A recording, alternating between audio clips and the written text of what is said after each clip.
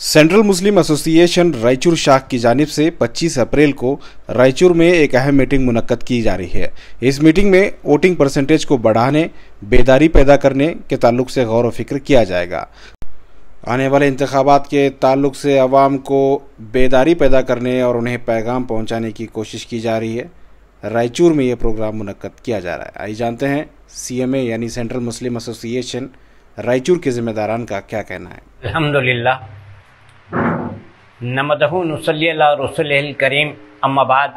यह हमें बड़ी खुशी हो रही है कि अल्लाह रब्बुल इज़्ज़त ने हमें शहर रायचूर में एक अहम इजलास मुनक़्क़िद करने का मौका इनायत फरमाया है। इस इजलास में लोकसभा इलेक्शन 2024 का होने जा रहा है।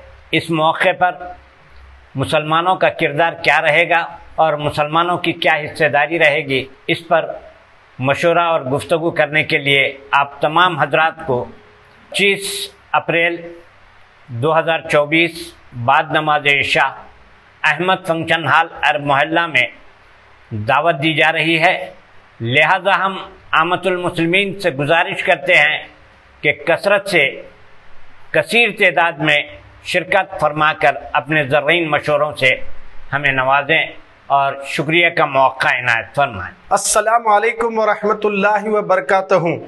जैसे कि आज पूरे हिंदुस्तान के अंदर आप तमामी हजरात जानते हैं कि लोकसभा इलेक्शन का डिक्लेयर हो चुका है।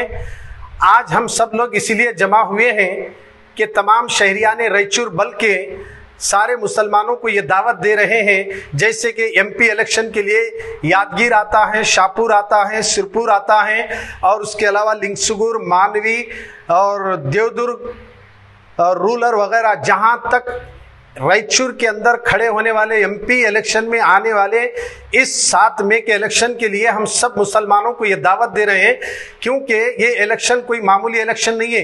MLA इलेक्शन एक अलग बात है, MP इलेक्शन एक अलग बात है।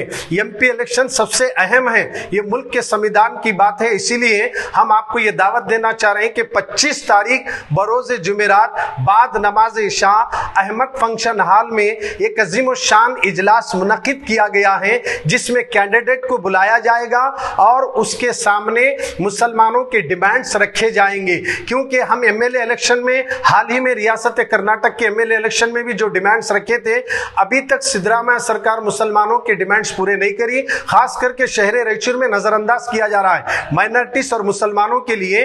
तो लिहाजा उन्होंने जो मैनिफेस्टो जारी करे थे वो तो अल्हम्दुलिल्लाह कांग्रेस के 5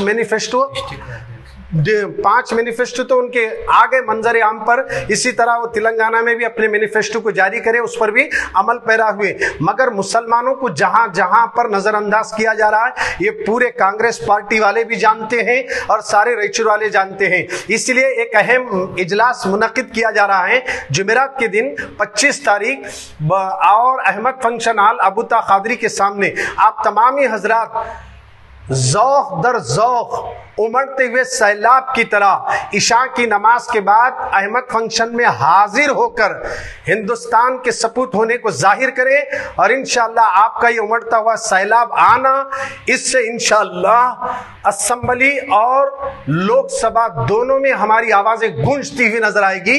बस मैं ये दावत देते हुए अपनी बात को खत्म करता हूं। ज्यादा से ज्यादा इस वीडियो को वायरल करें, शेयर करें और सब तशरीफ लाएं। अस्सलाम वालेकुम।